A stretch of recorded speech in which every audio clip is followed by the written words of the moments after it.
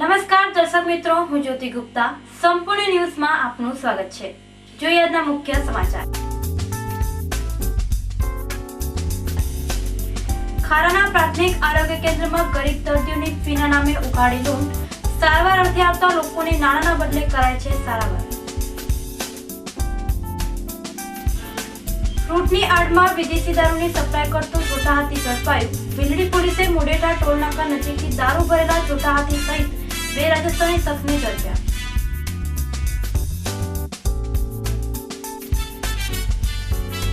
પાલનપુરમાં સર્વજ્ઞાતીય સમૂહલગ્નમાં 27 નવદંપતિ પવિત્ર પ્રેમના તાંતણે બંધાયા. શાંતિપુરમ ખાતે યોજાયેલા લગ્નોત્સવમાં રઘુવંશી પરિવારે નવદંપતિઓને આપ્યું કરિયાવર. ગોળ ગામે ચામુંડા માતાજીની વાસ્તે ગાસ્તે ભવ્ય શોભાયાત્રા યોજાઈ. 3 દિવસીય પ્રતિષ્ઠા મહોત્સવને લઈ ગામમાં શક્તિની ભક્તિની હેલી.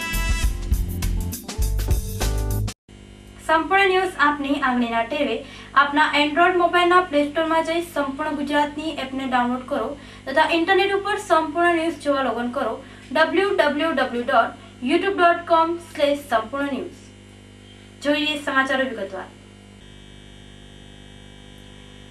અમીરગઢ તાલુકાના આંતરિયાળ વિસ્તારમાં આવેલા ખારા ગામના પ્રાથમિક આરોગ્ય કેન્દ્રમાં સારવાર અર્થે આવતા ગરીબ દર્દીઓ પાસેથી એન્ટ્રી ફીના નામે નાણાં પડાવવામાં આવતા હોવાની લોકોમાં બુમરાડ ઉઠવા પામી છે. છેવાડાના આંતરિયાળ વિસ્તારની ગરીબ પ્રજાને ઘર આંગણે જ મફતમાં સારવાર મળી રહે તે માટે સરકાર દ્વારા ઠેર ઠેર લાખો રૂપિયાના ખર્ચે પ્રાથમિક આરોગ્ય કેન્દ્રો શરૂ કરવામાં આવ્યા છે અને ત્યાં ઊંચા પગારદાર તબીબો અને સ્ટાફની નિમણૂકો કરવામાં આવી છે. પરંતુ કેટલાક આરોગ્ય કર્મીઓમાં જાણે માનવતા મરી પરવારી હોય તેમ લોકોની સારવારના બદલે લૂંટી રહ્યા હોવાના ચોંકાવનારા બનાવો સામે આવી રહ્યા છે. જેમાં આદિવાસી વિસ્તાર ધરાવતા અમીરગઢ તાલુકાના ખારા ગામે આવેલ પ્રાથમિક આરોગ્ય કેન્દ્રમાં સારવાર કરાવવા જતા અભણ, ગરીબ અને ભોળી પ્રજા પાસેથી એન્ટ્રી ફીના નામે ₹20 થી 30 પડાવવામાં આવી રહ્યા હોવાનું બહાર આવ્યું છે અને રકમ આપવામાં આવે તો જ દર્દીની સારવાર કરાય છે, નહીં તો તેમને તગડી મૂકવામાં આવવાનું લોકો જણાવી રહ્યા છે. જોકે સરકારી દવાખાનામાં દર્દી પાસેથી એન્ટ્રી ફી વસૂલવાનો કોઈ જ નિયમ નથી. તેમ છતાં ભ્રષ્ટ કર્મીઓ ગરીબ લોકોની ઉઘાણી લૂંટ ચલાવી સરકાર સેવાના ધજ્જા ઉડાવી રહ્યા છે. અમીરગઢ પંથકમાં ખારા ગામે ઉઘરાવતી આરોગ્યની ફી એ ચર્ચા જગાવી છે, જેને લઈ આજી મીડિયાની ટીમે ખારા પીએચસીની મુલાકાત લેતા ડોક્ટર નીરજ ચૌધરી હાજર ન હતા અને ટેલિફોનિક વાતચીતમાં તેમને આ ફીનું ઉઘરાણું કોણ લે છે તેની તેમને ખબર ન હોવાનું જણાવ્યું હતું. ક્યારે દવાખાને ગયા હતા? સાહેબ એવું થાત નહીં છે પણ 15 દાડા મહિનો થયો શું હોય. હા, એવું શું હોય. ડોક્ટર સાહેબ કેટલા રૂપિયા તમારી જોડે લીધા? કોઈ નહીં, ખાલી 20 માં આવ્યા પણ દો આવ્યા હતા. હા, આપણી બેન ની એની બેન કને લક્ષ્મી છું બરાબર. 20 રૂપિયા કે આવો કે હાલતો 10 રૂપિયા હાલતો થાય એટલે 20 રૂપિયા તમારી જોડે માંગ્યા. હોય. તમારું નામ? જોઈતાભાઈ. જોકે આજની મુલાકાતમાં દર્દીઓ પાસેથી લીધેલ ફીનું લિસ્ટ પણ મીડિયા સમક્ષ આપવામાં પત્રકારોએ ખરાઈ કરવા દર્દીઓની મુલાકાત લીધી હતી, જેમાં દર્દીઓએ પણ હોસ્પિટલમાં સારવારના બદલે એન્ટ્રી ફીના નામે ₹20 થી 30 આપ્યા હોવાનું જણાવ્યું હતું. જોકે આ બાબતે તાલુકા હેલ્થ અધિકારી પણ અજાણ હોવાનું જણાવ્યું હતું અને બનાવ અંગે તપાસ કરવાની ખાતરી આપી હતી. ત્યારે જો સરકારી દવાખાનામાં ગરીબ દર્દીઓની લૂંટ થતી હોય તો રાજ્યના આરોગ્ય તંત્રે આ બાબતે ગંભીરતા દાખવી કસૂરવારો સામે કડક પગલાં ભરવા જોઈએ તે જરૂરી છે. બનાસકાંઠાને ગૌરવવંત કરનાર પદ્મશ્રી ગેનાજી પટેલનું આજે લાખણી તાલુકાના માણકી ગામે ચૌધરી સમાજ દ્વારા સન્માન કરવામાં આવ્યું હતું. બનાસકાંઠામાં કૃષિ ક્ષેત્રે ક્રાંતિ લાવનારા ગેનાજી પટેલ બંને પગે વિકલાંગ છે. તેમ છતાં અડગ મનોબળના કારણે તેમણે કૃષિમાં ટેકનોલોજીથી આમૂલ પરિવર્તન કરી બનાસકાંઠાના ખેડૂતોને નવો રાહ ચીંધ્યો છે. પ્રગતિશીલ ખેડૂત તરીકે નામના મેળવનાર લાખણી ગામના સરકારી ગોળિયા ગામના વતની અને અનાર દાદાના હુલામણમાં નામથી જાણીતા દિવ્યાંગ ખેડૂત ગેનાભાઈ દગાજી પટેલે અત્યાર સુધીમાં નેશનલ કક્ષાએ 6 અને રાજ્ય કક્ષાએ 12 એવોર્ડ પ્રાપ્ત કરી બનાસકાંઠાનું નામ દેશભરમાં ગુંજતું કર્યું છે. જોકે કૃષિના ઋષિને સરકાર દ્વારા તાજેતરમાં પદ્મશ્રી એવોર્ડથી નવાજવામાં આવ્યા છે. ત્યારે આ પ્રગતિશીલ ખેડૂતે બનાસકાંઠાનું ગૌરવ વધાર્યું હોય આજે માણકી ગામે ચૌધરી સમાજ દ્વારા પદ્મશ્રી ગેનાજીનો સન્માન સમારોહ યોજવામાં આવ્યો હતો, જેમાં જોઈતાભાઈ દરગાજી પટેલ સાલ અને સાફા વડે સ્વાગત કર્યું હતું. આ પ્રસંગે રગાજી જોધાજી પટેલ, વેનાજી જોધાજી પટેલ, અમરાજી નવાજી પટેલ, ડોક્ટર નરેશ ચૌધરી, કરસનજી ચૌધરી, પૂર્માજી પ્રેમાજી પટેલ સહિત યુવાનો વડીલો મોટી સંખ્યામાં હાજર રહ્યા હતા.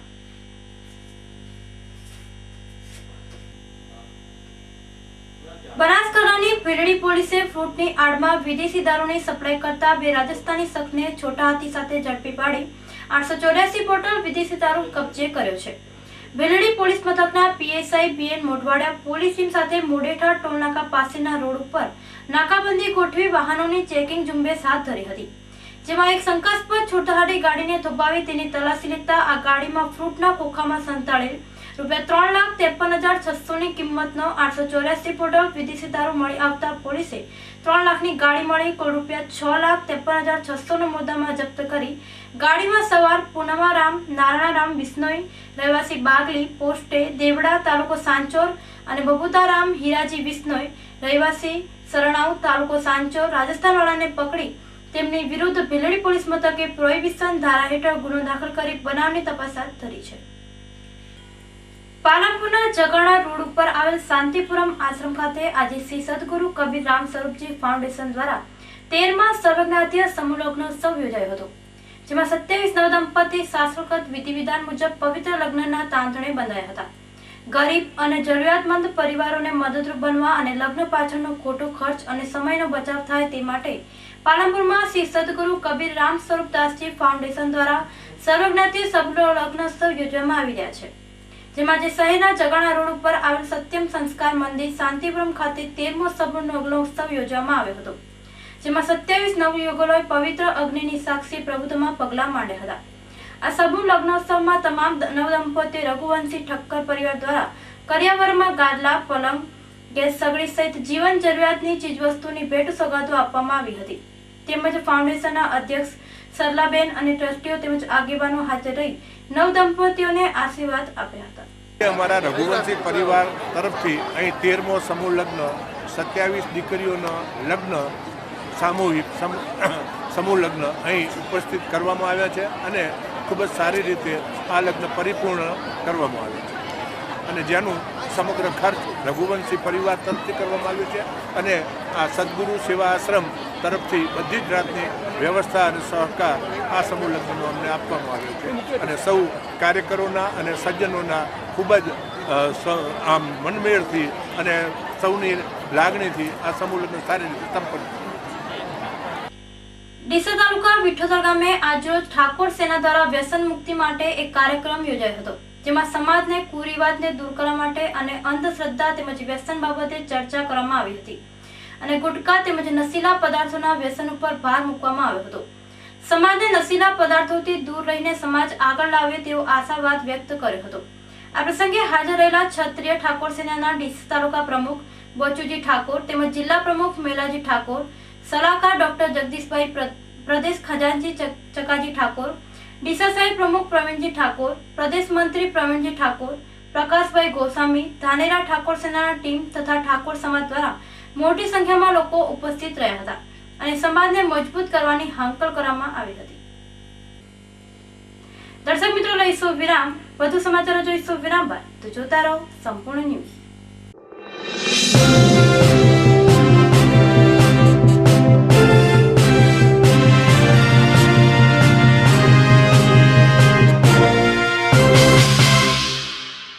શ્રી મનમંદિર વિદ્યાસંકુલ પાલનપુર. શાળામાં સંસ્કાર સાથે શિક્ષણ, નિષ્ણાત શિક્ષક ગણ, સાપ્તાહિક ટેસ્ટનું આયોજન, પ્રોજેક્ટ કાર્ય દ્વારા શિક્ષણ, માસિક જનરલ નોલેજ ટેસ્ટ, અદ્યતન કોમ્પ્યુટર લેબ, પ્રાથમિક કક્ષાએથી જ સંસ્કૃત અને અંગ્રેજીનું શિક્ષણ, શૈક્ષણિક પ્રવાસનું આયોજન. સ્થળ શ્રી મનમંદિર વિદ્યાસંકુલ, ડુંડિયાવાડી, તાજપુરા રોડ, પાલનપુર.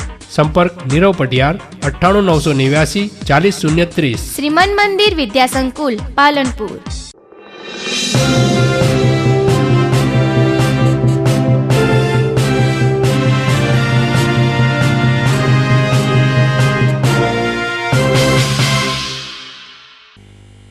વિરામ બાદ પુનઃ આપનું સ્વાગત છે.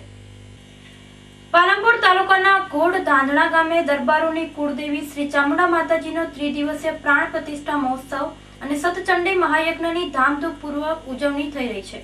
જે પ્રસંગના આજે બીજા દિવસે ગામમાં માતાજીની વાસ્તે ગાસ્તે ભવ્ય શોભાયાત્રા નીકળી હતી, જેમાં આખું ગામ જોડાયું હતું. અરવલ્લીની ગિરિકંદમાં આવેલા ઘોડ ગામની પાવનધરામાં જાગીરદાર દરબારોના કુળદેવી શ્રી ચામુંડા માતાજીનું સુંદર અને દેવ્યમાન મંદિર બનાવવામાં આવ્યું છે. લોકમાતા ઉમરદસી નદીના મૂળના તટ ઉપર ગ્રામજનોના સાથ સહકાર અને ફાળાથી ચામુંડા માતાજીનું નવી મંદિર બનાવવામાં આવ્યું છે અને તારીખ 4 થી 6 ફેબ્રુઆરી દરમિયાન ચામુંડા માતાજી પરિવારોનો ત્રિદિવસીય પ્રાણ પ્રતિષ્ઠા મહોત્સવ અને નવકંડાત્મક સતચંડી મહાયજ્ઞ યોજવામાં આવી રહ્યો છે, જેમાં આજે હાથી, ઘોડા અને બગીઓ ઉપર માતાજીની વાસ્તે ગાસ્તે ભવ્ય અને વિશાળ શોભાયાત્રા નીકળી હતી, જેમાં સૌ મંતો અને ગ્રામજનો મોટી સંખ્યામાં જોડાયા હતા, જેને લઈ ગોળ ગામમાં આ ચામુંડાની ભક્તિનો અનેરો માહોલ સર્જાયો હતો. તો આ હતા અત્યાર સુધીના સમાચાર. વધુ સમાચાર સાથે ફરી મળીશું. નમસ્કાર.